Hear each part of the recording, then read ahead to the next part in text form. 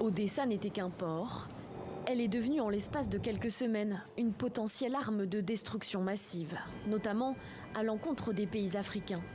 Macky Sall, le président sénégalais, dirigeant en exercice de l'Union africaine, est venu plaider la cause de son continent auprès du président russe, Vladimir Poutine.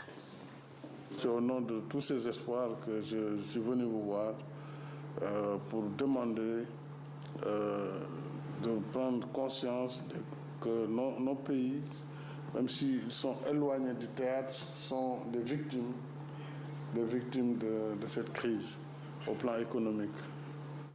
Son objectif, faire libérer les stocks de céréales et d'engrais à Odessa pour éviter à l'Afrique une potentielle famine. Moscou et Kiev assurent à elles deux 30% des exportations mondiales de blé. Or, une majorité de pays africains importent 90% de leur consommation de la céréale. On ne saura pas ce qu'a répondu Vladimir Poutine à la demande de Macky Sall, mais le président de l'Union africaine s'est dit rassuré à la suite de son entrevue. La position de la Russie reste pourtant claire. Seule l'Ukraine et les Occidentaux sont responsables de la crise alimentaire qui se dessine. Tout le monde sait que les mines posées par les forces armées ukrainiennes entravent l'exportation des céréales et rien d'autre.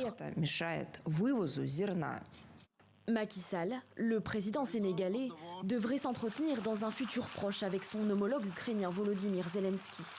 En mars dernier, le Sénégal et la moitié des pays africains s'étaient abstenus de voter une résolution de l'ONU exigeant la fin de l'invasion russe en Ukraine.